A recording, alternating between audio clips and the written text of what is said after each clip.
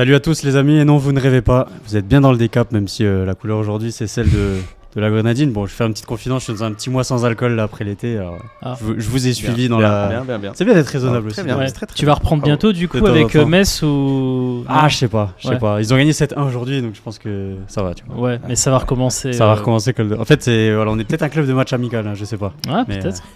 peut-être. Bienvenue pour ce nouveau numéro. L'été touche à sa fin, donc voilà, le FC Metz réattaque un petit peu son quotidien, la Ligue 1 a repris.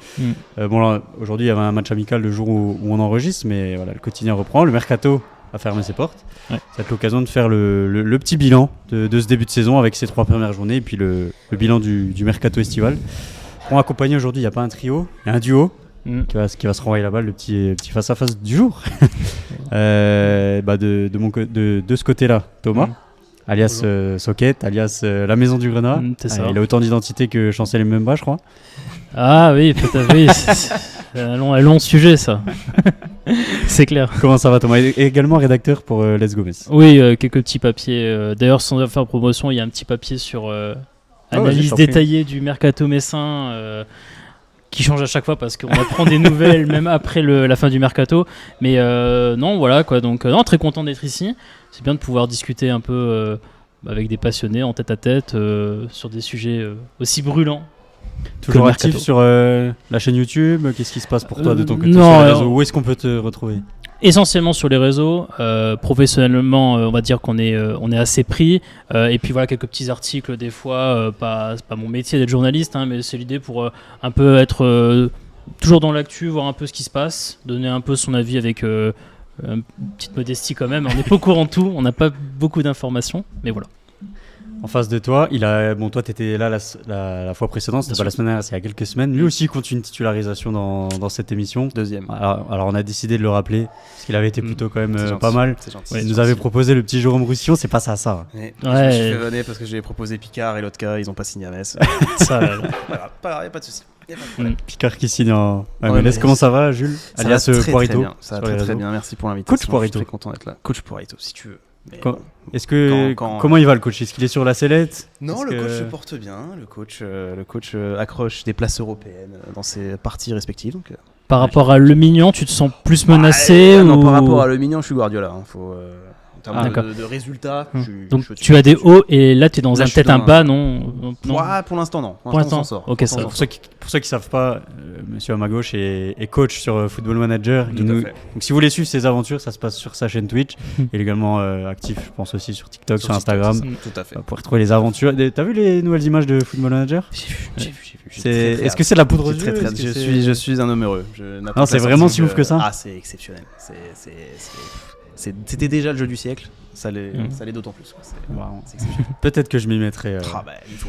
On parlait de réseau, quant à vous, pensez comme d'habitude à vous abonner aux différentes émissions sur YouTube, à la chaîne YouTube surtout, et à mettre des commentaires sur les différentes émissions, et au podcast aussi, qui est dispo sur toutes les plateformes d'écoute. Pensez à mettre une note de 5 étoiles, ça fait plaisir, et puis ça aide pour la visibilité. En tout cas, j'espère que tout le monde a passé de bonnes vacances. Je le disais, le FC Metz a joué ce matin contre Strassen. Donc on va faire on n'était pas au match, c'était à huis clos. Victoire 7-1 des Messins. On va faire le bilan donc de ce mercato estival et des 3 premières journées. Alors voilà, profiter des vacances, on a fait un petit peu peau neuve sur la mission. J'ai mis des petites rubriques, j'essaie de faire ça bien. Alors au menu à la carte aujourd'hui, l'happy hour pour se mettre d'attaque avec le cas Cheikh Sabali tout doucement pour se mettre en bouche. Voilà, le Cheikh Sabali qui reste au FC Metz, ça a été annoncé par Frédéric Carpinon, donc on va attaquer avec ça. Ensuite il y aura la tournée générale avec le bilan du mercato et de ce début de saison, et puis on finira tranquillement avec je sais plus le nom de la rubrique, voilà, je découvre en même temps, voilà, c'est la reprise, c'est le dernier verre, voilà. Après la tournée on prend un dernier petit verre et on se projettera sur ce Metz Angers qui nous attend c'est dans une semaine déjà, le 14 septembre prochain. Et je vous ai prévu un petit digestif, c'est le petit quiz de fin, on verra si on le fait à chaque fois. Vous avez intérêt à être bon, mais voilà, on finira là-dessus tranquillement. Un coup de pression directement. Bon allez, un petit coup, on attaque, c'est parti pour l'happy hour.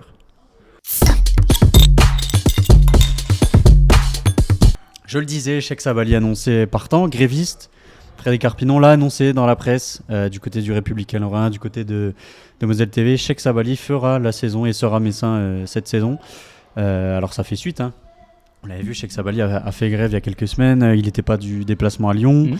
Il avait une offre de Middlesbrough d'après ce qui était sorti dans la presse. 15 buts, 4 passes D la saison dernière, toute compétition confondue pour Sheikh Sabali. Alors forcément, quand on est un petit peu supporter, et on pense aussi aux supporters qui sont présents à tous les matchs, est-ce que Sheikh Sabali peut se faire pardonner par les supporters après sa petite grève ? Ça me semble tendu. Ouais. Ça me semble compliqué. Il a quand même été loin, on va dire, dans sa situation. En prenant exemple sur d'autres avant lui. Même si... Un certain Mathieu, par exemple. Ce qu'a dit Frédéric Arpinon, d'ailleurs. Il a vu que la porte était entrouverte et il s'y est engouffré. Il a essayé, mais non, à mon avis, ça risque d'être très, très, très, très compliqué. Et à minima, si le sportif ne suit pas, ça passera pas. À mes yeux, ça passera pas. Ouais. Non, mais en plus, bon, effectivement, c'est marrant. Le côté, il a vu la petite porte. Un peu comme ses façons de marquer ses buts, finalement. Il voit une petite porte, il rentre dedans et puis voilà.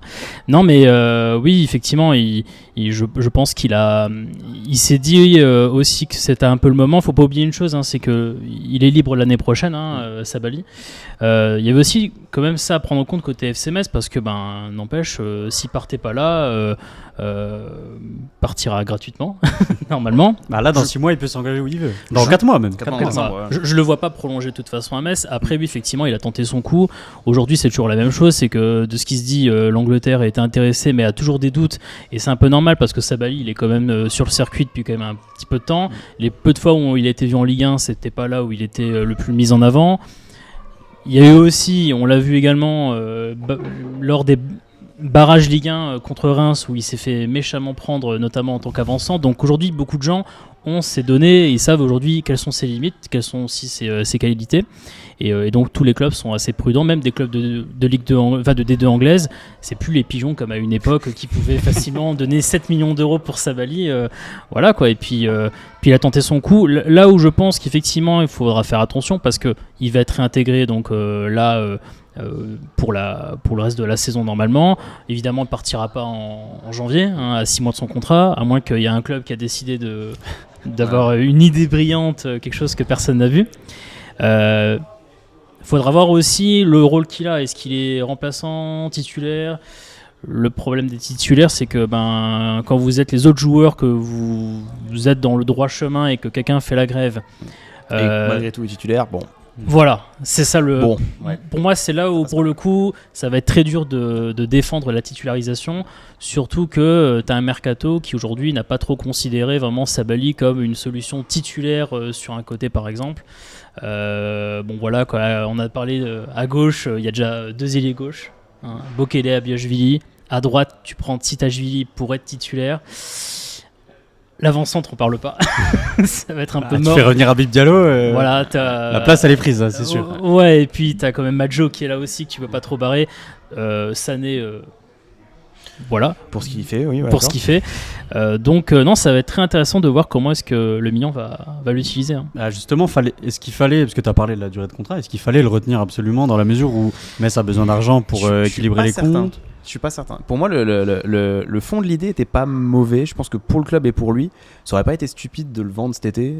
Effectivement, 1 an du terme de son contrat, il sort de sa meilleure saison, qui, en tant que Messin, on le voit quand même depuis plusieurs années, ça ressemble plus à une anomalie qu'autre chose. C'est pas un cap passé à mes yeux pour Sheikh Sabali. C'est pas ce genre de performance qu'il va pouvoir reproduire sur plusieurs saisons de suite. Donc tout le contexte y était pour le vendre et que ce soit effectivement gagnant pour tout le monde, mais la forme, elle est pas bonne. La façon dont lui a voulu partir, elle est pas bonne du tout. Et maintenant, c'est trop tard et tout le monde est perdant au final. Parce que je pense que sportivement, ça va être compliqué malgré tout. Alors, on n'est pas dans le groupe, mais il s'est excusé certes, il va se réintégrer certes, mais repartir après, être à 100%, se donner à 100% que les autres et l'impression que tu es à 100%, ça va quand même être très très très compliqué. Donc, pour moi, il fallait le vendre, ça aurait pas été stupide de le vendre. Maintenant, là, tout le monde est perdant, quoi. Frédéric Arpinon disait dans la presse qu'il avait voulu, que le club avait voulu en gros se faire respecter, tu vois, par rapport au prix, de dire voilà, quand nous on recrute, personne nous fait de cadeaux, donc nous on va pas en faire non plus. Mais quand t'es avec un joueur qui veut partir, qui à la fin, qui sort de sa meilleure saison, tu l'as dit, et surtout il lui reste 1 an de contrat, est-ce qu'il fallait justement se montrer intransigeant là-dessus ?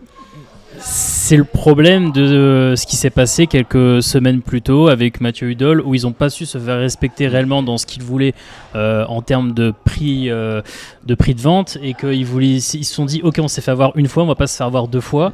Je pense que contrairement à Mathieu Hudol, il n'y a pas eu de promesse faite il y a un an. Voilà. Comme quoi, le contexte est quand même différent. Chèque, vois-tu, si nous mentons, tu vas partir, on te laisse partir. Et même la planification. Hudol aussi, t'avais pas anticipé son départ. Chèque Savali, je pense que t'as fait tout ton recrutement. Vous n'avez pas voulu anticiper son tu voulais départ. pas accepter l'idée qui part. C'est ça. Et Cheick Savali, t'as fait tout le recrutement devant, oui. en fonction du fait qu'il serait plus là, parce que tu prends 2 ailiers, tu fais revenir Diallo, pour moi tu fais de la place à Madjo aussi, parce que tu laisses partir Gay. Madjo, tu le mets titulaire en début de saison, parce que Gay était sur le départ et tu voulais pas qu'il se blesse, mais bien sûr. Je pense qu'il y a une idée aussi, c'est que si Diallo et Sabali, je pense qu'ils vont aller à la CAN au mois de janvier. Si Madjo, ils ont vu qu'il pouvait jouer titulaire en début de saison, je pense que pendant la CAN, Madjo, ce sera le titulaire, vu que sinon, t'as pas d'autres neufs. Oui, mais bien sûr. Donc comment tu réintègres Cheick Savali dans le 11 ? Moi, personnellement, je te vois titulaire à gauche, mais dans un rôle d'ailier à l'intérieur du jeu, tu vois. Parce que c'est le poste où, finalement, t'as le moins de certitude, entre guillemets. Parce qu'à droite, Titashvili, pour moi, c'est en train de devenir un titulaire, pas indiscutable, mais incontournable. Alors qu'à gauche, ça se discute entre Bokele et Abiashvili déjà.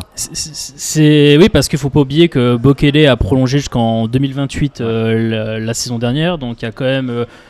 on ne prolonge pas quelqu'un, et je pense que la personne n'accepte pas une prolongation s'il n'y a pas un minimum quand même de vision, au moins sur la saison d'après. Voilà, il y a Abiashvili qui arrive derrière aussi. Il faut pas oublier qu'il a quand même Sabali, il peut rentrer inter, mais il n'a pas forcément un pied droit qui derrière, où il a tendance, par exemple, je sais pas, à centrer. Bon, en fait, il a un profil assez particulier. Plus, moi, je le vois comme un attaquant de soutien. Donc, ça dépend beaucoup de ton alignement tactique, on va dire. Donc ouais, et puis le risque en fait, c'est que ça fasse un peu une saison pour Sabali comme a eu Jallo. Jallo en fait a eu justement un an de la fin de son contrat, a eu un peu ce côté, de toute façon le gars va partir libre à la fin de la saison, donc qu'on le mette titulaire ou qu'on le mette sur le banc, entre guillemets on est en position de force de décider de ce qu'on veut. Et puis on a recruté à ces postes là avec les joueurs qu'on a évoqués, donc à partir de là on est maître à bord dessus quoi. Donc le grand perdant risque d'être Sabali dans l'histoire. Et après, Metz va l'utiliser en fonction de l'alignement. Mais en tout cas, voilà, c'est effectivement pas une affaire aussi bien gérée que ça, quoi. Ouais. On va dire ça. Tu le mettrais titulaire, toi ? Non, moi déjà parce que sportivement, si on parle purement terrain, pour moi, Abiashvili a les qualités pour lui passer devant dans son rôle. Même Bokele, je pense. Bokele, évidemment, si un Bokele qui se développe, ça sera meilleur que lui, sera de toute façon un joueur plus complet que Cheick Savali. Maintenant, oui, force est de constater que tu vas pas avoir le choix de le réintégrer au groupe, il va pas passer une saison avec la réserve.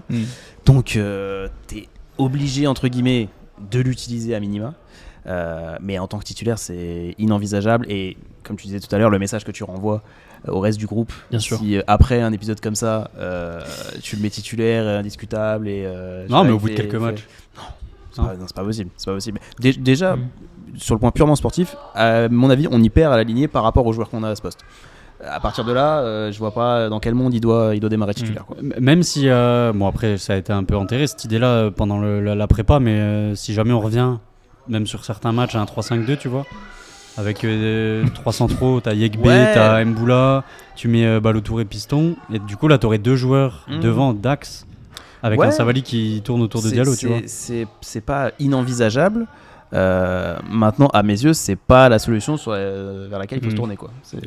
Ou tu auras un 4-4-2 éventuellement, mais qui est une solution qui peut être vue comme très offensive, parce que tes milieux de côté, ça serait Abiashvili, Bokele ou Titashvili à droite. Là, tu pourrais éventuellement 4-4-2 qui est une formation qui peut se tenir, sauf que je suis pas sûr qu'on la verra. Moi non plus. Vu le monde qui est au milieu, impossible de jouer, moi je pense. Mais le vrai problème aussi pour lui, c'est que mine de rien, même si tu joues en 4-4-2, que tu joues avec un attaquant de soutien, aujourd'hui, comme tu as fait un recrutement du milieu de terrain qui laisse peu de place à devoir mettre sur le banc qui, entre Stambouli, Traoré, Deminguet et Hein, à partir du moment où tu vas être tenté de vouloir mettre... il est menotteux au terrain, je pense qu'il goûtera pas trop l'odeur du banc. Vu que tu mets les 4 là théoriquement sur le terrain, ça va prendre la place de l'attaquant de soutien de ton avant-centre, donc ça va forcément être un frein pour un Sabali, pour un Sané. pour se montrer. Donc non, ça va, il va s'amuser, Sabali. Et je suis pas sûr qu'il aille à la CAN par contre. Ah oui, parce que s'il a moins de temps de jeu, peut-être qu'il ira pas. Et peut-être que c'est là où il va se montrer, paradoxalement. Ouais. C'est pas impossible aussi. Donc, pendant le mois de janvier, il aurait plus de temps de jeu. Peut-être. En tout cas, on suivra ça. On va attaquer. Justement, ça fait un peu le lien. On a parlé de Diallo, on a parlé de l'animation offensive. On va faire le lien avec le bilan du mercato. Faut vraiment que j'intègre les noms des rubriques. C'est moi qui les ai créés, mais j'arrive pas à les retenir. Donc là, c'est la tournée générale. C'est parti. Le mercato du FC Metz a officiellement fermé ses portes, pas tout à fait. Alors je sais pas si vous avez vu Frédéric Carpinon qui a dit que c'était pas encore tout à fait fini. On essayait de trouver une porte de sortie à Joël Assoro. C'est vrai qu'il a complètement disparu des radars, lui. Frédéric Carpinon expliquait notamment au Républicain Lorrain et à Moselle TV que c'était un joueur qui supportait pas la concurrence et qui, je pense mentalement se liquéfiait. Ce qui est en tout cas top pour le vendre, hein, c'est impeccable. Pour le mettre en c'est avant, c'est merveilleux. Après, il y a eu, je crois, je te vends ce téléphone, mais il marche pas. Il y a eu des soucis, je crois, aussi un peu sur le plan personnel. Je crois que j'avais entendu aussi qui n'aident pas à la situation et effectivement, je pense qu'ils essayent. Mais c'est vrai que c'est un nom qui a totalement disparu de toutes les conférences de presse. Voilà, et puis... Même nous, moi perso, j'avais fini par zapper qu'il était là en fait. Et puis après, j'ai pris le téléphone, j'ai dit, mais il est encore sous contrat. Il est encore là en fait. Et attention, son contrat se termine pas l'année en 2026, je crois. 2028, je crois, non 28, je crois, ouais. Donc, moi, les retours que j'ai eu, c'est qu'il s'entraîne tout seul apparemment. Il s'entraîne à l'écart. À mon avis, psychologiquement, là, c'est compliqué. Mais en tout cas, mercato pas encore totalement terminé. 16 départs du côté du FC Metz pendant le mercato. Bon, évidemment, Mathieu Hudol, 3,5 millions à Lens. On a Diallo qui est parti du côté de Norwich. Je ne vais pas tous les faire, mais Gay en prêt avec option d'achat ou Dinez avec obligation d'achat. 10 millions minimum avec ça peut aller jusqu'à 15 avec les bonus. On a eu VDK qui a été prêté, Vandenkerkhoff prêté du côté de Charleroi. Et 11 arrivés avec Jonathan Fischer dans les buts, Terry Yegbe qui est arrivé tout récemment, Giorgio Tsitaishvili, Bouba Traoré retour de prêt, prêté. Il est plus à nous, faut que je faut l'accepter. Habib Diallo qui est revenu et puis le tout dernier, Fodé Ballo-Touré qui est arrivé. Alors tous les postes sont à peu près doublés. Je sais pas si vous considérez le poste justement d'arrière gauche comme doublé. Avec ce qu'on entend, on entend la direction nous dire que Lawson, bon, il arrive comme arrière gauche et là on entend dire qu'il est pas prêt. Alors moi je comprends pas trop. Il faudra m'expliquer. Tout dépend en fait d'aujourd'hui avec l'arrivée de Yegbe, quel rôle tu donnerais à Mboula. Parce que n'empêche, Yegbe est un transfert payant. Alors si les sommes sont vraies entre 3 et 4 millions d'euros, c'est pas forcément pour le mettre sur le banc. Et je pense que ce qu'on a vu contre Lyon avec Mboula à gauche lui a peut-être fait dire que si jamais un jour il y a besoin d'eux, ça peut peut-être un peu l'intéresser. Donc, mais effectivement, Lawson, je pense qu'on aura peut-être plus de choses à voir peut-être dans quelques mois éventuellement s'il rentre plus dans le groupe, quoi. Peut-être alors soit à partir de janvier ou peut-être même la saison prochaine. Hein. Peut-être un plan de développement aussi sur 2-3 ans. Avec la CAN, de toute façon, il y a un monde où il va peut-être avoir du temps de jeu. Hein, parce qu'avec tous les gens africains, joueurs africains de la défense qui risquent de partir à la CAN, il y a un monde où il va être intégré à ce moment-là. Donc peut-être que c'est le plan quoi, de le préparer pour cette période-là, justement. Donc ça à surveiller. Alors d'après vous, est-ce que le mercato il est réussi pour vous, selon vous ? Il est pas parfait, mais il est beaucoup plus correct que ce à quoi je m'attendais. Surtout sur la fin, je pense. Sur la il y a eu une petite dernière ligne droite là qui était plutôt sympa. Voilà, c'est très sympa, mais il y a eu des renforts que je trouve pertinents, que je trouve cohérents avec l'idée qu'on se fait du club et notre projet global. Il y a des joueurs qui font passer un cap, je trouve, à cette équipe, Habib Diallo notamment, qui n'arrive pas au sommet de sa forme, parce que ça fait un moment qu'il a pas refoulé les terrains, mais avoir Diallo devant, par rapport à ce qu'on avait précédemment, c'est un plus non négligeable. Tu t'es renforcé à peu près partout où tu avais besoin. Tu as pris un gardien qui est pas mauvais pour l'instant, mais qui a besoin encore de s'acclimater, je pense, au club, au championnat. Tu t'es renforcé derrière. Tu as récupéré Bouba Traoré au milieu de terrain, qui est, s'il revient au sommet de sa forme, vraiment un excellent coup. Et tu t'es renforcé sur les airs, renforcé devant. T'as vraiment comblé ton effectif au global. Maintenant, le timing n'a pas été parfait. Récupérer un arrière gauche, il y a 2 jours, faut quand même se réveiller, quoi. Et il n'a pas joué ce matin. Voilà, alors qu'on nous a dit qu'il était apte hier. Faut quand même. Alors, je pense que comme il a eu des soucis à la cheville, je pense qu'ils n'ont pas voulu prendre le risque. Étant donné qu'il n'a pas fait de match depuis longtemps, à mon avis, il n'est pas apte à faire un match. Le péter contre Strassen, ça sert à rien. C'est même pas le joueur en lui-même le souci, c'est que à partir du moment, t'as un an. 2024, tu savais que l'année prochaine, il te faut un latéral gauche. C'est pas le 3 septembre que tu dois aller le chercher. Mais par rapport à l'arrière gauche, c'est vrai qu'on en discutait juste avant de commencer. C'est pas le nom forcément qui était ressorti le 31, même le 1er septembre. Le 1er septembre, il y avait le nom d'un arrière gauche du côté de Brøndby. Puis au final, c'est Fodé Ballo-Touré qui signe, qui était déjà libre depuis juillet. Comment vous le voyez ça ? Est-ce que vous pensez que Frédéric Arpinon a dit que c'était la piste numéro 1 et il arrive le 3-4 septembre quoi. Oui, de toute façon, au début du mercato, on a un peu compris que les enjeux économiques étaient tels que Metz allait certainement chercher à prendre en priorité un joueur libre de tout contrat. Quand tu prends le listing des latéraux gauche que Metz aurait pu attirer, Ballo-Touré, il était dedans en soi. On savait qu'il arrivait en fin de contrat du côté du Havre. Il y avait d'autres noms, un certain Daouda Guindo qui a signé, dont on avait parlé justement lors de la dernière émission, qui a signé à Brest finalement en tant que libre. Et il faisait partie de cette liste en fait de personnes qui pouvaient être approchées. Et donc moi je crois Arpinon quand il dit que c'était son choix numéro 1. Après, il y a eu l'évolution, ils ont eu un peu des doutes sur l'évolution de ce qu'il allait récupérer au niveau de sa blessure ou pas, donc ça forcément, ça t'oblige un peu, et il l'a pas dit, mais je suis sûr que ça a été fait, qu'il a cherché des plans B. C'est obligé. Parce que tu peux pas prévoir 2 mois avant l'évolution de la blessure du gars que tu veux prendre en tant que numéro 1 à la base. T'as pas le choix. Tu peux pas tout miser, tu peux pas mettre tous tes œufs dans le même panier. Totalement. Donc, elle est belle celle-là. Je le crois vraiment quand il dit ça. Après, le fait est, c'est qu'ils ont un peu tremblé aussi, et comme tu l'as dit, s'ils ont bien cherché à un autre latéral gauche. Alors, est-ce qu'ils voulaient faire 2 latéraux gauche ? Donc parmi les noms des rumeurs, plus Ballo-Touré, parce que justement Ballo-Touré avait pas non plus l'air d'avoir des clubs qui se bousculaient sur lui, mais il n'y a pas trop de rumeurs qui circulaient sur un club qui l'intéressait. Donc voilà, ce qui est embêtant encore une fois, c'est le fait que si le lundi, dernier jour du mercato, des rumeurs qui sont plutôt assez chaudes, vraiment très chaudes, sur un intérêt pour quelqu'un, et 2 jours après tu recrutes Ballo-Touré et que tu dis que c'est ton numéro 1 et que en fait tu t'es dit juste je vais attendre tranquillement, il n'y a pas d'urgence. J'avoue que ce point-là des propos d'Arpinon, j'ai un petit peu du mal à me dire il a vraiment cru à 100% que ça allait se faire Ballo-Touré, et que finalement les autres solutions c'était que des plans B sans considération, donc c'est juste ça. Après encore une fois, je pense que Arpinon va avoir beaucoup de pression sur ce cas, parce qu'avec le discours qu'il a tenu, on va l'attendre sur Ballo-Touré. C'est clair. On va attendre énormément de Ballo-Touré. Si par contre il se reblesse machin, on dira à Frédéric Arpinon, mais voilà, vous avez pris le risque avec un joueur à la santé fragile, vous auriez pu prendre d'autres joueurs, mettre les moyens pour ces autres joueurs, ce qui n'a pas forcément été le cas. Je pense qu'il y a, justement, si on se retourne vers un joueur libre le 3 septembre, c'est qu'à un moment donné, il n'y avait pas non plus des milliers des cents à mettre sur un joueur. Ou que tu n'as pas voulu mettre des milliers des cents sur un autre. Mais pour moi, c'est une erreur, parce que c'est le poste où tu as perdu ton meilleur joueur de la saison dernière. Preuve en est que tu peux en mettre un, tu as quand même mis 3-4 millions d'euros pour un central gauche. Ouais. Alors après, justement, Arpinon a dit que c'était un peu revu à la baisse par rapport à ce qui était sorti, mais même si c'est 2 millions, c'est des investissements qui sont voilà, pour Metz c'est beaucoup quoi. Pour Metz c'est sur Yegbe, sur Fischer et tout, c'est pas des prix qu'on met d'habitude tous les mercato quoi. Donc oui, t'aurais pu effectivement les mettre sur un latéral gauche, et c'était là où t'en avais le plus besoin, même si le poste de gardien était quand même, je trouve, prioritaire aussi.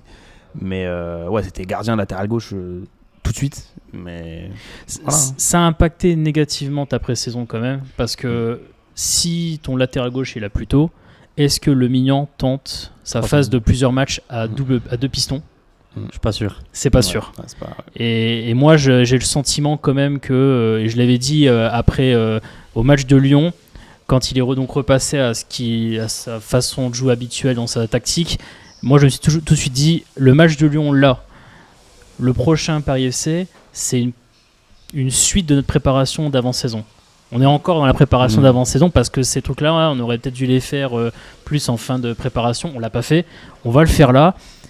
Et c'est là où donc le prochain match, tout ça, que là tu rentres dans ta saison. Ce qui est moche à dire en fait. Frédéric Arpinon a dit, on commence notre saison maintenant. Je trouve ça ouf de dire ça quand il y a déjà eu 3 matchs de Ligue 1. Je sais pas ce que vous en pensez, mais C'est comment dire, cohérent avec la fin de mercato, on va dire. Ouais. Oui, t'as tout fait à la fin, t'as tout fait un peu dans l'urgence, notamment poste de latéral gauche. Si tu considères que là, t'es prêt et que c'est maintenant que la saison démarre, tant mieux pour toi. Maintenant, c'est pas ça qu'on attendait. Voilà, il y a quand même 3 matchs qui se sont déjà déroulés, 3 matchs où t'as joué avec aucun arrière gauche de métier. Bon, voilà, ta saison a commencé il y a 3 matchs, factuellement. Donc, c'est ça. Colin a joué à gauche d'ailleurs ce matin. Et d'ailleurs, sur les postes, vu qu'on parle des latéraux. Tu l'as vu haut. Vous l'avez vu haut sur les postes. Voilà. J'ai vu ça, j'ai fait. Pardon. Parce que, vu qu'on parle des latéraux, Van den Kerkhoff est parti. Oui. À droite, la doublure de Kofi Kouao, c'est un jeune. Alors, c'est Colin ou Mélière, quoi. Colin ou Mélière. Moi, je pense que ce sera Mélière. Parce que pour moi, Colin, il rentre dans les centraux. À terme, oui. Là, tout de suite, maintenant, je suis pas certain. À terme, oui, je pense que Mélière va avoir peut-être un peu plus de chances de se montrer peut-être à partir de la mi-saison. Parce qu'on a vu des choses intéressantes en préparation d'avant-saison. Je pense que ceux qui ont pu le voir, le gamin, il a quand même, il ose attaquer, contrairement peut-être à Monsieur Colin. C'est un attaquant de formation, mais il est arrivé tard.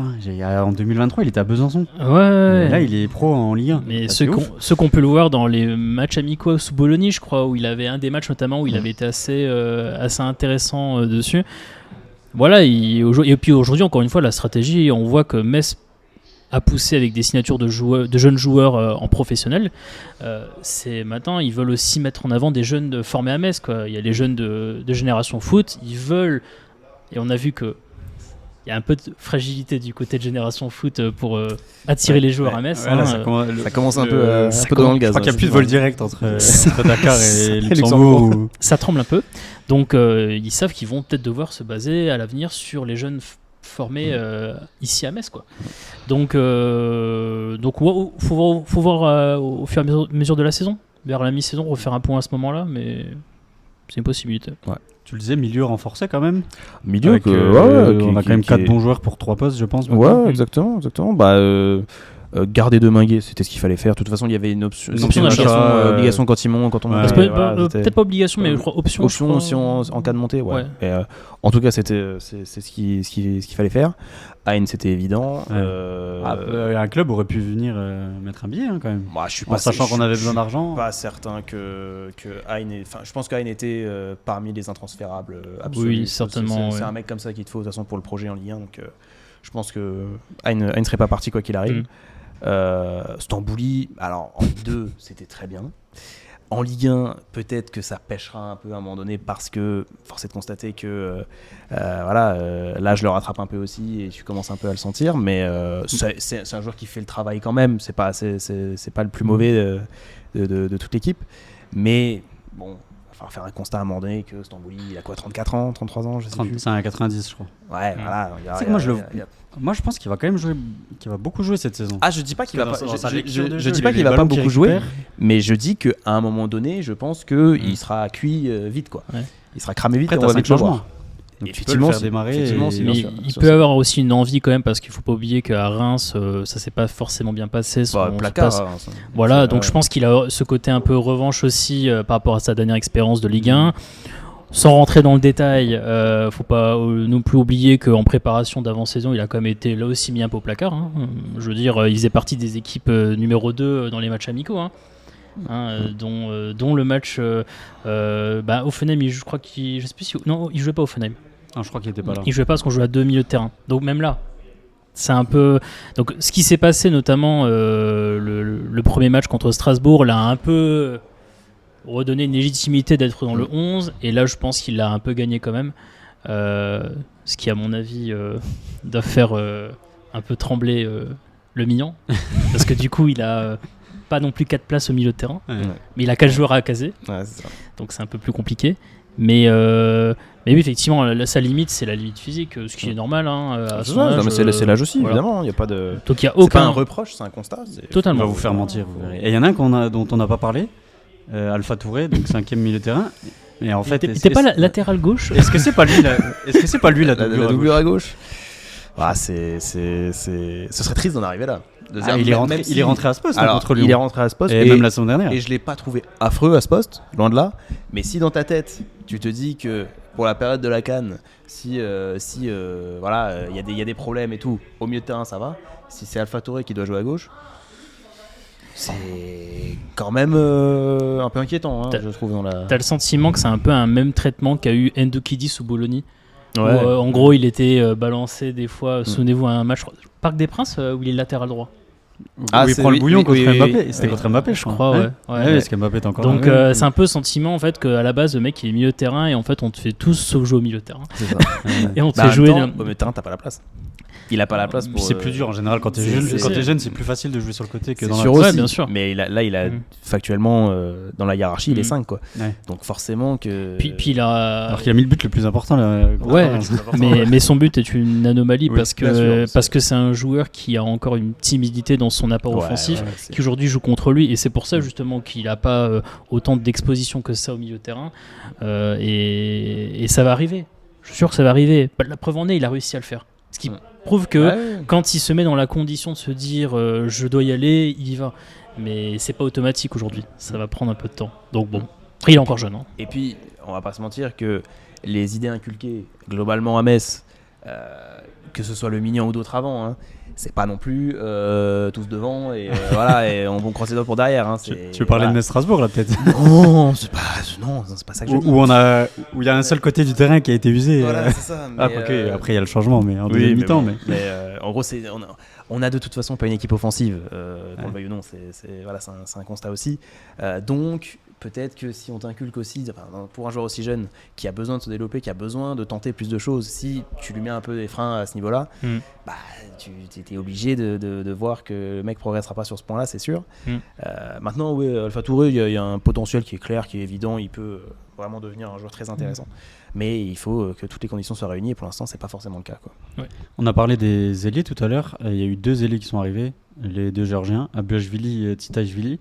Est-ce que vous pensez qu'il y a un manque sur le mercato à ce poste-là, dans le sens où c'est des jeunes joueurs un peu inexpérimentés? Bon, Tita a joué quand même en Espagne, mais Abuashvili arrive directement de Géorgie. Ouais. Bon, il est passé par la réserve de Porto, voilà, il a quand même une petite expérience à son niveau, mais est-ce que vous pensez que ça manque d'un joueur vraiment expérimenté et vraiment niveau Ligue 1 sur ces 2 postes-là, à gauche ou à droite? Oui, d'autant qu'il faut aussi rappeler que Malik Mbaye est de retour de son prêt à Amiens, qui est plus considéré aussi comme un ailier, certainement peut-être ailier droit dans l'esprit du coach. Mais ce qui ne change rien à l'analyse que tu évoques, à savoir que c'est quand même une attaque qui, à part Diallo, est jeune. Donc c'est-à-dire, et les ailiers, c'est un peu le symbole de ça. Tu as beaucoup de jeunes dans leur début de vingtaine. Effectivement, tu te dis, ça aurait été sympa d'avoir quelqu'un pour un peu driver tout ça, quoi. Donc c'est un avantage des fois parce que c'est des bonnes conditions pour la folie. Pour pour tenter des choses quand t'es tout jeune comme ça. Mais effectivement, dans des matchs où des fois tu as besoin un peu plus de réflexion, c'est là où le manque d'expérience peut un peu te... Mais même la fiabilité, tu vois, on prend le match contre le Paris FC. Eux, en face, ils ont un mec comme Moses Simon, joueur référencé de Ligue 1. Bien sûr. T'as l'assurance d'avoir entre 5 et 10 buts dans la saison. Et la preuve, c'est lui qui met le 3e but. Bien sûr. À Metz, tu vois, on n'a pas pris ce joueur-là sur le mercato. Après, sur les ailes, j'ai pas souvenir depuis un moment qu'on ait vraiment un gars expérimenté, installé. L'année dernière, on peut dire que c'était Jalot et encore. Je considère même pas que ce soit vraiment de l'installer du fiable à 100%. L'année dernière, on se débrouille avec Papa Madou Diallo, avec Bokele, avec Sabali qui est sur le côté aussi. En Ligue 2. En Ligue 2, bien sûr. Mais preuve que tu peux te démerder sans avoir forcément ce gars de 28 ans qui a déjà fait 3 saisons en Ligue 1 et qui s'en sort. Moi, je pense justement ce caractère un peu fou dont tu parlais va les aider et remplacera, d'énormes guillemets, ce côté expérience, parce que cette insouciance-là et ces tentatives-là, on les avait pas avec les anciens joueurs. C'était des joueurs qui ne tentaient pas plus que ça. C'était pas des joueurs qui allaient faire lever un stade sur un geste, etc. On avait peu de joueurs comme ça. Et c'est ces joueurs-là, à mon avis, qui vont offrir ça aux supporters, offrir ça à l'équipe, et qui du coup remplacera ce côté, ils seront pas à 100% fiables, oui, ils vont pas te mettre 10 buts, mais ils vont te créer des actions, ils vont te créer des situations, ils vont te faire des choses. Donc pour moi, même si t'as pas cette expérience, t'es pas à 100% perdant sur ce côté-là, quoi. Du côté du coup de l'attaque au poste de numéro 9, est-ce que vous pensez on en a un petit peu parlé tout à l'heure, est-ce qu'on est suffisamment armé? On récupère un joueur comme Habib Diallo, c'est inespéré, ça c'est sûr. Mais derrière, Sabali, on en a parlé, il y a une interrogation autour de lui. Mais Diallo à la CAN, c'est Madjo qui aura les clés d'attaque comme en début de saison, sauf que la CAN, ça peut durer 3, 4, 3-4 semaines, quoi. Ouais. Est-ce que vous pensez qu'on est suffisamment armé à ce poste-là? Moi, j'ai mis quand même une interrogation. Alors, peut-être qu'il ira. Diallo à la CAN, je suis pas certain que ce soit 100%. Ouais.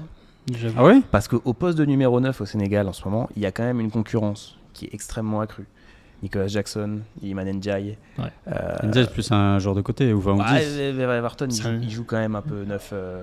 Parce que c'est à Marseille où il joue sur le côté, mais c'est peut-être plus vu comme un. Voilà, un attaquant. Sadio Mané qui peut aussi jouer dans l'axe, même si il est connu sur le côté. C'est pas pour moi assuré à 100% que Diallo aille à la CAN. Maintenant, effectivement, si ça vient être le cas, tu vas donner les clés à Madjo, et on l'a vu, Madjo il est pas prêt.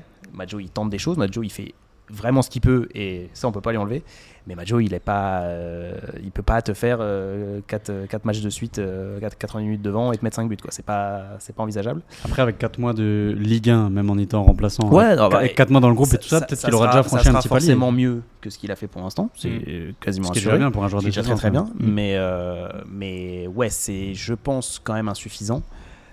Et je vois déjà venir le coup du mec en prêt qu'on va prendre 6 mois voilà, en janvier. Nolan Roux, qu'est-ce que tu fais au mois de janvier?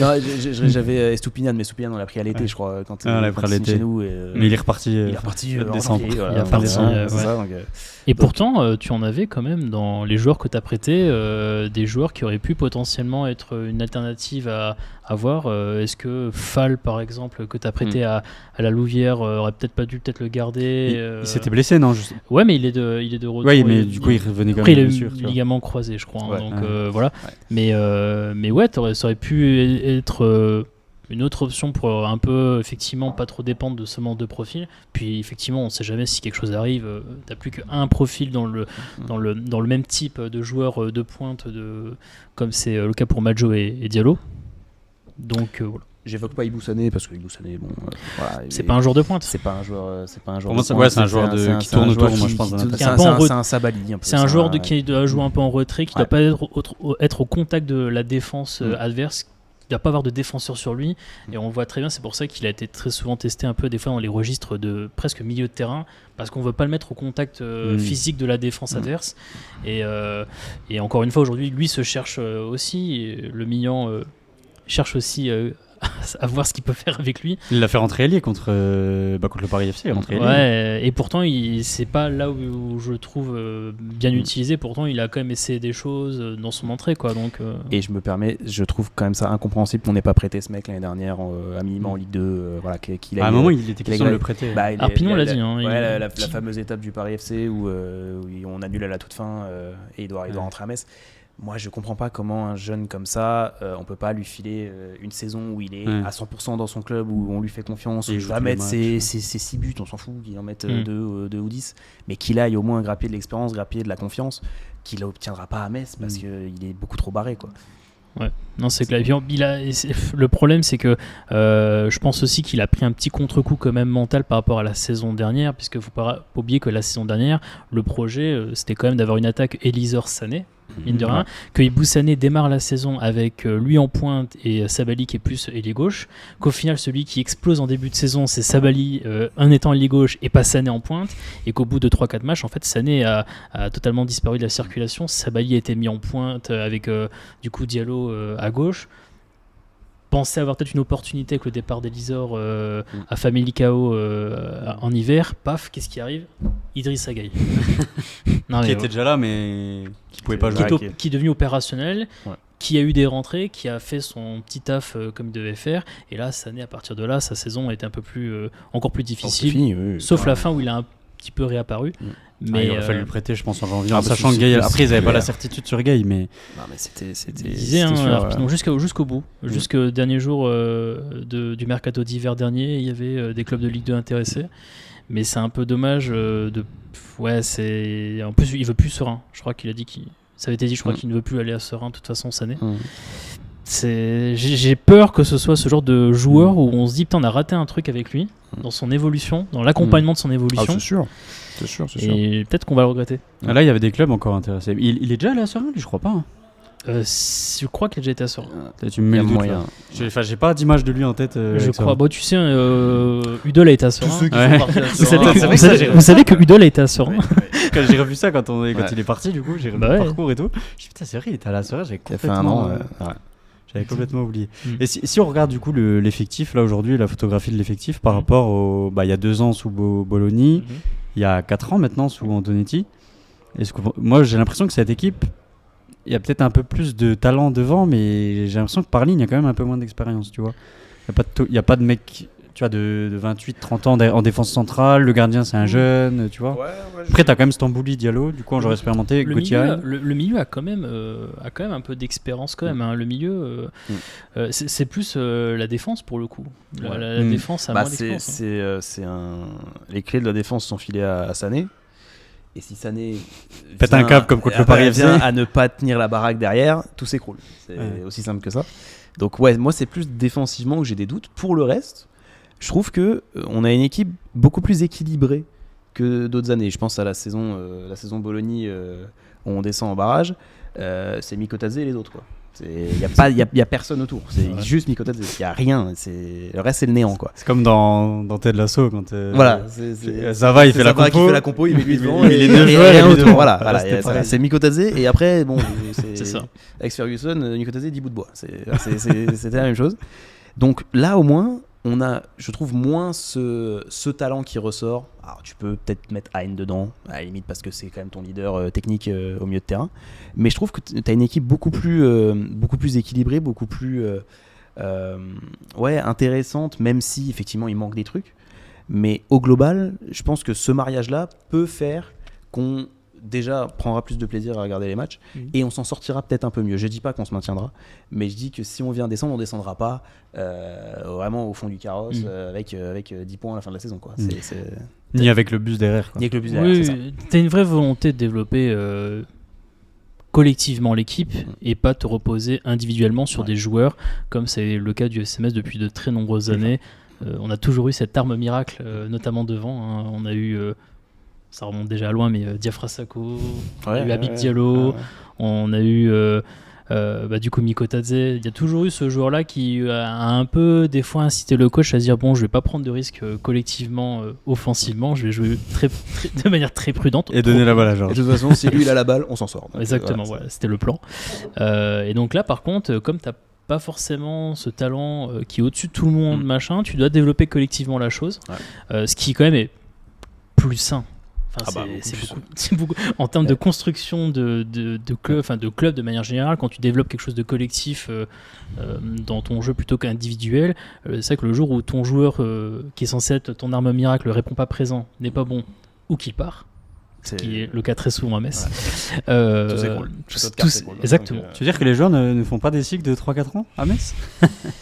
Faut peut-être que ça commence un peu à changer. En tout cas, quand tu es très bon à Metz, c'est dur de faire un cycle de 3-4 ans. Ouais, c'est ça le problème. C'est-à-dire que là, tout de suite, sur le bureau de Bernard Serin, il y a un bouton, DNCG qui bip bip comme ça, il y a pop. Voilà, c'est un peu. Mais bon, c'est ça. Si vous deviez donner une note là pour finir sur cette partie, une note au mercato sur 10? Un 7.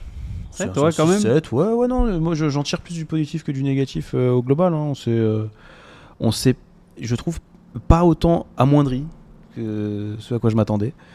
Et par rapport aux autres mercatos, nos différents mercatos de montée, tu vois la gueule de l'équipe en Ligue 2, tu vois la gueule de l'équipe en Ligue 1, c'est bon, oui, on y retourne. Quoi. Mais non, je trouve que c'est plutôt un bon mercato. Je trouve qu'Arpinon a fait du assez bon boulot. Donc, ouais, moi, je garde que du positif. J'allais dire 6, mais je vais quand même être positif dans la vie, c'est important. Je vais dire 7. Moi, le seul truc qui effectivement est un peu embêtant, c'est le fait que certains dossiers, les déverrouiller en fin de mercato, pour moi, a joué un impact sur la pré-saison et sur le début de saison.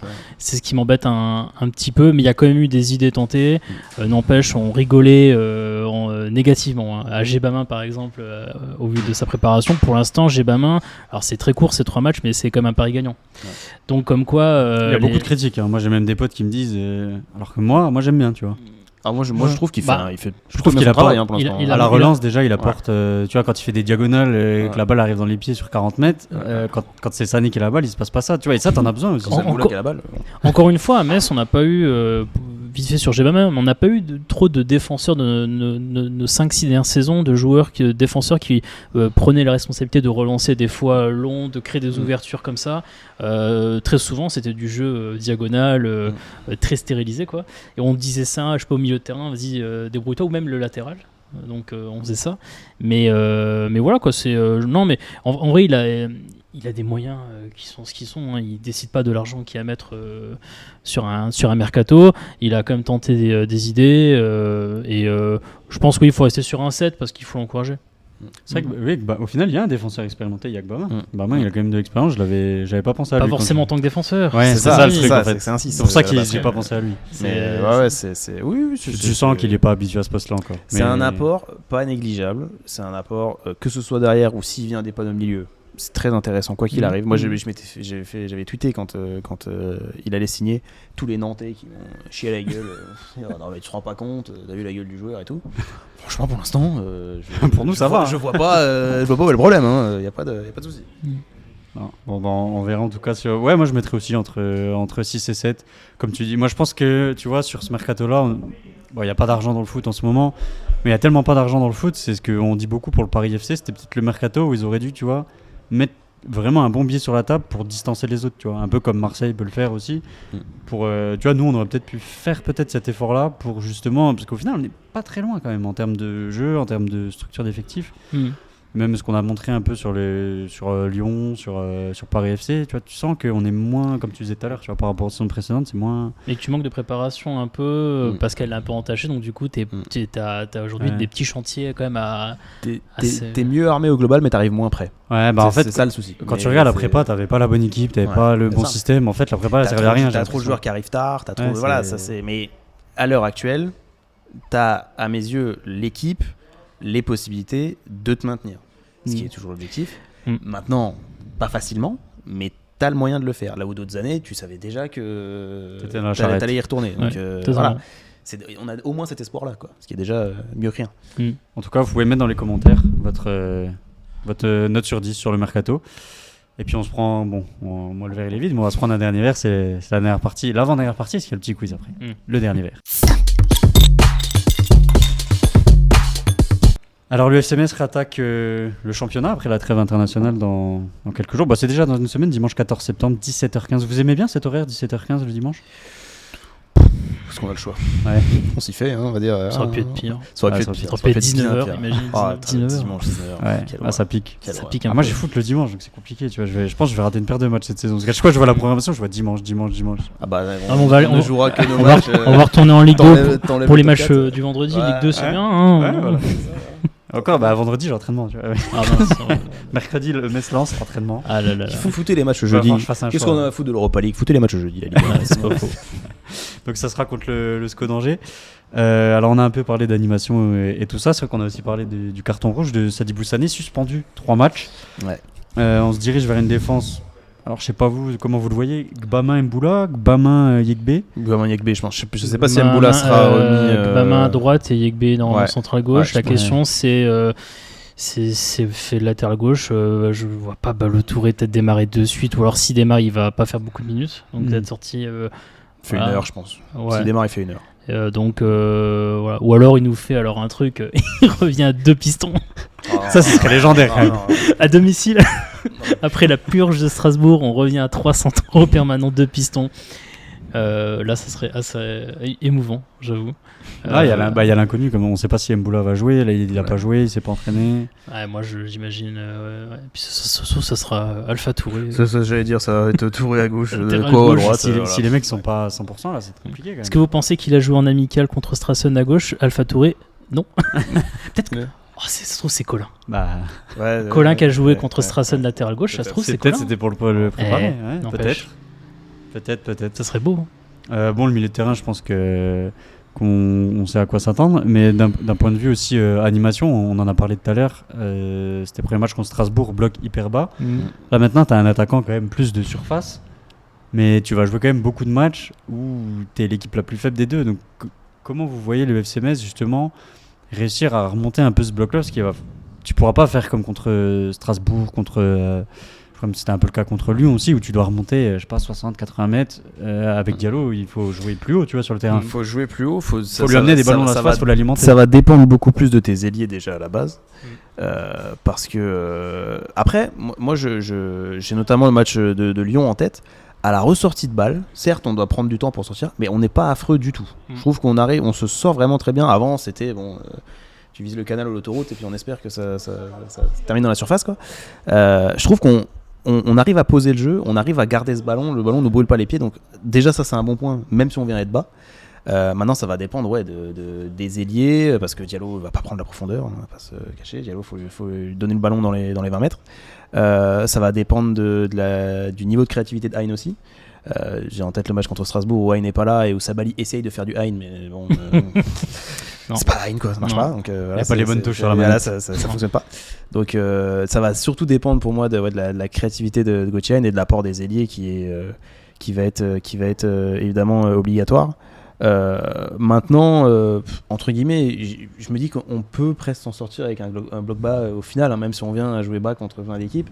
Si en contre, tu as des ailiers percutants, tu as des ailiers qui vont dribbler, tu as des ailiers qui vont te faire une différence et pouvoir trouver ton attaquant, ça fera l'affaire. Tu n'es pas obligé de jouer avec ta ligne après le rond central adverse. Voilà, quoi, tu t'en sors, quoi. Au-delà de Diallo, il faut aussi, je pense, amener la proximité autour de Hein. On l'a vu contre le Paris FC, tu vois, l'étincelle, ça venait de lui. Alors après, il faut qu'il soit accompagné, il faut qu'il soit... Et je l'ai trouvé aussi, et c'est ce que j'avais dit sur Twitter aussi, les matchs où je l'ai préféré l'année dernière, c'est quand il jouait plus haut, tu vois, plus proche du but adverse pour la dernière passe, pour aller chercher cette frappe de loin contre le Paris FC. La balle, elle revient en l'air, il tente tout de suite une reprise de volée.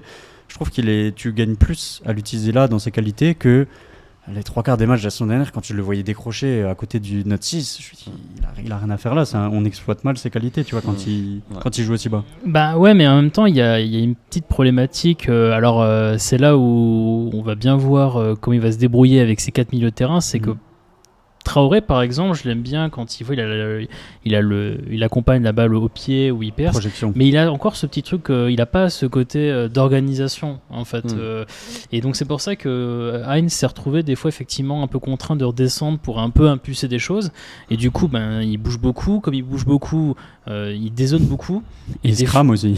Il se crame et des fois t'aimerais bien qu'il soit à un endroit précis parce que s'il est pas là il y a un trou et que ça peut rentrer comme dans du beurre au milieu de terrain, quoi. Donc il faut un peu canaliser effectivement l'utilisation de Hein. Est-ce que le retour peut-être de Deminguet va peut-être aussi permettre à avoir 2 joueurs Stambouli et Deminguet qui vont avoir ce rôle là justement, et donc Hein peut rester peut-être plus haut, ce qui serait peut-être plus souhaitable pour éviter qu'il dézone et qu'il laisse des trous ici et là. Traoré aussi, hein. Plus à la place de Deminguet, je pense. Ou à la place de Stambouli. En fait, c'est la vraie question, c'est que si tu prends les schémas qu'on a vus, par exemple, c'est là où c'est très compliqué, c'est que même un 4-2-3-1 par exemple, tu es très embêté parce que qui c'est que tu sortirais, tu vois. Si t'enlèves Stambouli, t'es obligé de dire à Traoré de rester quand même assez bas. On dit pas, mais Hein il peut aussi mettre le bazar sur les postes d'ailier, hein. Parce que si tu veux imposer les 4 sur le terrain, ça peut être au détriment d'un ailier de le mettre. Moi c'est aussi une théorie que j'avais, c'est de mettre les 3 au milieu, de mettre Gauthier Hein à droite mais en faux ailier parce qu'il laisse le couloir à Kwao, et mettre Titashvili à gauche. Ouais, mais du coup tu n'utilises pas le pied rentrant de Titashvili. Mais t'as Hein qui rentre sur son pied gauche, tu vois. En jouant un peu plus dans l'axe que sur le côté, mais c'est un peu le problème des joueurs gauchers à Metz. On a beaucoup de gauchers à Metz. On va pas s'en plaindre, moi j'aime bien. Mais tu regardes le match contre le Paris FC, quand Hein joue plus haut, il y a un moment il fait sa percée côté droit là où il rentre, il dribble 2-3 joueurs, il rentre dans l'axe. Il est quand même plus intéressant là dans le dernier tiers que. Il faut soulager l'avant-centre et un peu inquiéter les centraux adverses qui lâchent un peu du lest sur l'avant-centre pour un peu se préoccuper d'un Hein qui se projette vers eux pour l'empêcher de tirer, par exemple. Donc si tu as besoin. Lui il va avoir un point d'appui en plus avec Diallo. C'est ça. Donc beau casse-tête. C'est un beau casse-tête tactique ça. Comment faire pour faire les 4 sur le terrain en même temps, ça va être très intéressant. En tout cas, Angers sans Esteban Le Paul de partir du côté de Rennes. J'ai vu qu'Abdelli était blessé aussi, alors je sais pas s'il sera rétabli, c'est aussi leur meilleur joueur. Je crois qu'il a peut-être blessé, mais je sais pas s'il a pas repris l'entraînement, mais je sais pas s'il sera prêt. En tout cas, il il est toujours là. Et j'ai vu qu'il y avait un ancien Messin, je le savais, mais formé à Metz, mais j'ai vu qu'il était rentré sur les 3 matchs, Lanroy Machine, qui était du côté de la réserve de Metz, parti il y a 1 an maintenant du côté d'Angers. Commence à faire son petit trou. Comment vous le sentez du coup ce match? On a parlé d'animation, mais est-ce que vous voyez le FC Metz remporter ce match à domicile? Comment dire, tout match et quoi qu'il se passe important. On se disait déjà que si on bat pas Paris, ça commence à puer. On n'a pas battu Paris. 0 points 3 matchs, c'est compliqué quand même. L'opium du bon jeu qui nous a un peu, entre guillemets, un peu calmé le côté déception, parce qu'on se dit, on a perdu, on a quand même vu des bonnes choses. Comme on joue, c'est correct.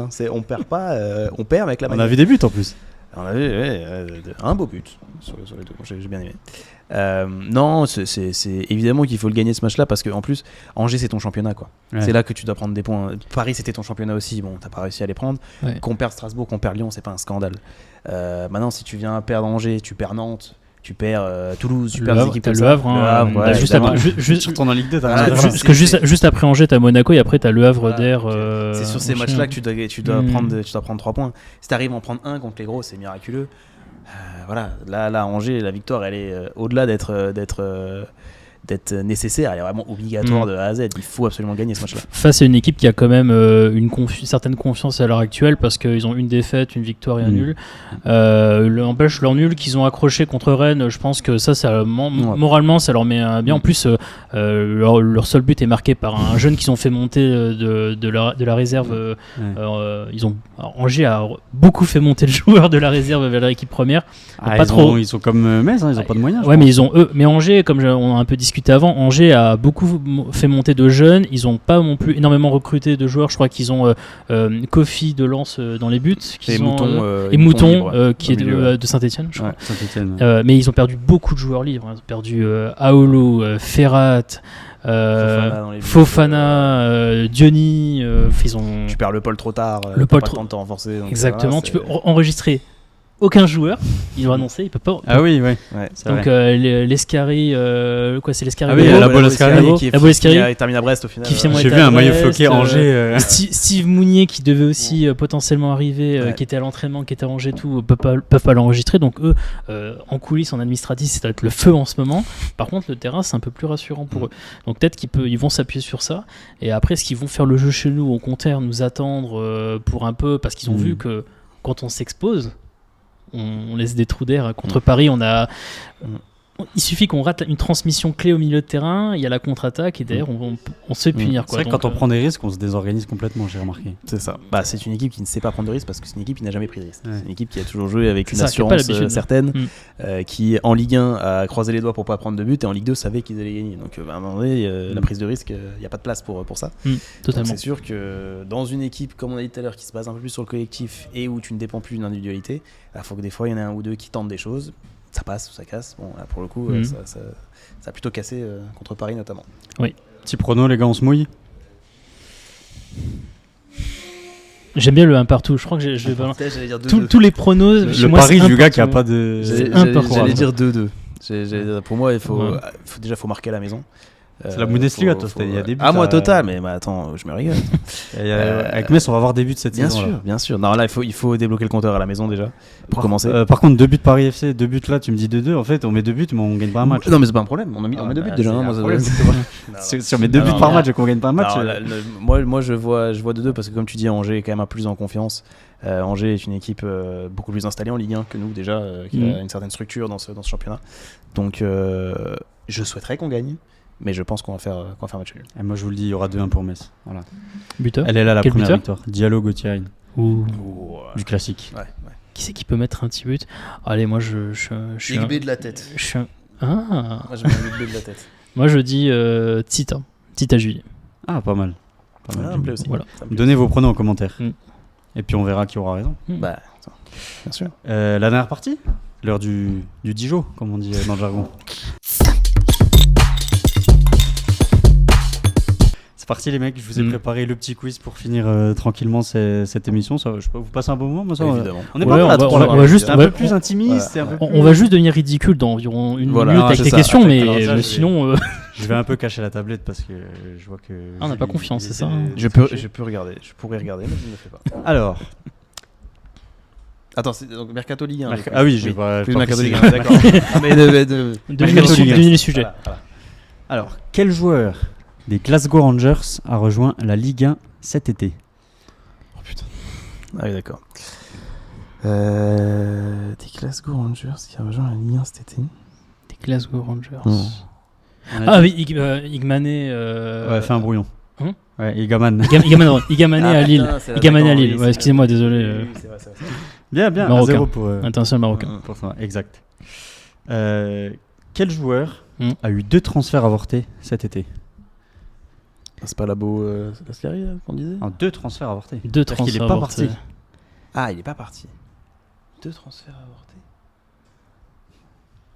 Merde. Pierre Lesmelou a eu un transfert, mais Ouais, mais je il est sais pas parti. deux. Non, il est parti. Il est quand même parti au final. Un joueur du sud de la France. Oui. Bah, c'est du côté de Nice. C'est du côté de Nice. T'as le droit de Ah, repartir. c'est Klaus. Bien, bah du Ouais. coup, il Ouais, a bien aidé. Ouais, merci. Un partout, T'avais- égalisation. Oui, il avait quoi, Leverkusen et la Juve, je crois. Ouais, c'est ça. Ouais. Leverkusen et la Juve. Ouais. Et Igaman qui avait mis, j'avais noté, là, j'avais bien fait mes devoirs, doublé contre Lorient. Ouais. Victoire 7-1. Beau but d'ailleurs sur le premier. Oui, le premier, Non, il fait tout le travail. oui, il fait tout le travail, c'est la barre et. Un long dossier qu'ils ont réussi à. Ouais. Alors bon, du coup j'avais noté, il y a une question, on va quand même la faire, mais bon. Quel joueur a inscrit un but contre son ancienne équipe 3 jours après son départ? Esteban Le Lepol. Paul, ouais. Le Paul, du coup. Ouais. Je pourrais pas vous départager. Non, non. En fait, quand j'ai vu qu'on parlait d'Angers, Esteban Lepol, j'ai dit merde. C'est la question juste après, c'est la Question, première. ouais. Belle question. Alors, celle-là, elle est pas mal, mais je vais peut-être la garder pour la dernière. Allez. Quel vainqueur de la Ligue des Champions, et qui n'est pas français, a signé en Ligue 1 cet été? Ben Chilwell, Bien. Ouais. Stras. C'est ça. Donc là, il y a 2-1. Ouais, dehors. Si tu comptes. On va dire que la dernière, elle compte double alors.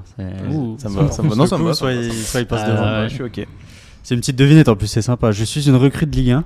Hmm. J'ai joué avec William Saliba, Memphis Depay, Radamel Falcao et Aurélien Tchouameni. Qui suis-je? Ça là, elle est costaud. Là, je suis pas peu fier de Memphis celle-là. Depay. Attends, t'avais dit qui était qui? Memphis Depay. William Saliba, William Saliba, ouais. Falcao Ouais. et Tchouameni.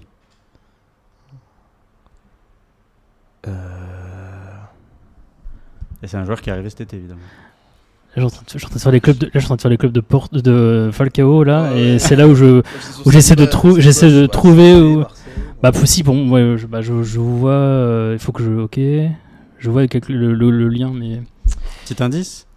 Sur le poste, peut-être? Vas-y. Attaquant. ouais, Un attaquant qui a joué avec. je vois le club commun. Et... C'est quoi le club commun? Bah, je dirais qu'il y a Monaco. Goebbels. Bien, incroyable. Mais c'est au Goebbels, ouais. Ouais, en fait, Saliba, c'est en sélection de jeunes. Je vois, C'était là le petit piège, en fait. vois le lien, je voyais Monaco, mais je vois Bah, peut-être, ouais. Non, en fait, il a joué à Lyon quand il démarre, il y a Depay. Ouais. ouais. Monaco avec Quand il Falcao va à et Monaco, il y a Tchouaméni. Falcao et Tchouameni. Je me demande si je. Non, Tchouameni, c'est Monaco. Monaco, ouais, Tchouaméni Monaco. Et en sélection de jeunes, t'as Saliba et t'as Saliba. même. Ah oui, parce que c'est la section de jeunes. Ouais, et quand il joue en sélection de jeunes, je trouvais le club avec Saliba, je dis putain, mais Saliba. t'as Saliba et à côté de Saliba, t'as Yann Godard formé à Metz. Ah oui! D'accord. Ah oui, Yann Godard, oui, c'est vrai, je m'en souviens. Qui a joué contre Metz en amical avec. Ouais, qui. Ah ouais. Et Ok. ouais. Donc je me suis dit, tiens, attends, il y a qui a signé là? Et quand j'ai pensé à Goebbels, je suis allé voir un peu le parcours. Je me suis Ça me dit, fait c'était, penser à l'époque où Godard faisait partie de la concurrence des latéraux droits, des jeunes latéraux droits avec Sildia. Ouais. Et que finalement, parce que, c'était lui qui était poussé. Sildia a battu tout le monde après en cours de saison et bon, il est pas resté. Ouais, il est pas resté. Ouais, Ça, c'est le quiz? Ça va, J'ai ça bien. T'as fait ça? moi j'ai gagné. Moi, je suis Ouais, heureux. c'est pas de- J'ai retenu le top 10 y a pas de mercato problème. pour rien, monsieur, c'est pas grave. Putain, mais Goebbels, t'as été le. Ouais. C'était Dijon, bah, Monaco, ouais, je cherchais les clubs communs. Après, j'ai cherché chez Falcao, genre il a dû aller en Turquie après tout ça. Je suis attendez, mec turc. Je sais pas s'il est allé en Turquie. Il a pas fait Galatasaray. Ah, si, peut-être, je crois. Si, Ouais, ouais, il fait c'est Galatasaray. Galatasaray. Il a fait tellement de clubs. Ouais, Ouais, mais c'est Monaco qui était le bon Ouais. lien avec Ouais. jouer avec tous, mais bon. Ouais. Bon, bah, on arrive à la fin. Là, j'ai plus de rubrique. Mais il faut Ah, que je les c'est apprenne vrai. parce que là, c'était galère. Putain, j'ai. révisé, mais je sais pas si ça vous a plu. Ça, vous aimez le petit format là? On essaie d'être. Ah, J'aime pas trop regarder le temps, j'espère qu'on a pas trop dépassé. C'est très bien. C'était très très cool. Quant à vous, vous dites en commentaire que à chaque rubrique, j'ai prévu la petite question. Vous me donnez votre note du mercato, ou peut-être votre avis sur le cas Sabaly aussi, s'il faut le remettre titulaire ou pas. S'il faut l'enfermer dans un placard, vous pouvez le dire aussi. Jusqu'à l'été prochain. Ouais. Et puis pensez à mettre un petit pouce bleu, un petit commentaire, partagez la vidéo surtout autour de vous, tous ceux qui sont fans de Metz qui regardent pas forcément cette vidéo comme ça. Aussi dans le référencement ça ressort, et puis le bouche à oreille ça marche aussi. Et puis comme d'hab, plateforme d'écoute aussi, depuis quelques temps on a mis ça en place, donc c'est cool. Merci d'avoir participé, je le rappelle, donc Thomas, rédacteur pour Les Gomez, on peut te retrouver sur le site avec un article t'as dit sur le mercato. Le mercato, un peu, voilà, on a abordé beaucoup de points, donc ça reprend des points par rapport à ça, et puis voilà quoi, puis sur la Maison du Grenat, sur Twitter, où des fois je dis un truc ici et là pour mettre le bazar, non, mettre un. Puis notre petit Poirito, notre petit. Je fais vraiment l'ancien avec toi. Ah, l'ancien, le petit, le minot. Je suis plus vieux que toi. C'est vrai. Poirito qu'on retrouve sur les réseaux avec les carrières, Football Manager et tout ça. Bientôt carrière FIFA, je pense. FIFA qui bientôt, sort. quand tous les jeux 2026 sortiront, certainement que le FCMS aura sa place quelque part. Ah, moi aussi, je pense. Moi, ma petite carrière FC26 avec Metz, là, je suis de retour, je pense. Ah ouais. Je suis de retour. Je veux installer le FCMS en Ligue 1. Ah oui, voilà. Après là ils y sont pour l'instant. Ils redescendent à chaque fois. Très bien, oui, ok. Moi je vais être là. On va faire 2 saisons de suite au moins. Moi je vais être là pour mettre fin à l'ascenseur. Très bien. Ok, très bien. C'est dit. Vous pourrez suivre ça sur Twitch, parce que je suis aussi un petit peu actif sur Twitch, on fait des petits lives. Et voilà, je vous invite à vous abonner. Très et puis à suivre les copains qui sont ici. Merci en tout cas, c'était cool. Merci à vous. Et vous reviendrez, je vous le dis. Fait plaisir. Je continue à vous suivre. C'est beau. Allez, merci d'avoir suivi. Ciao. Ciao.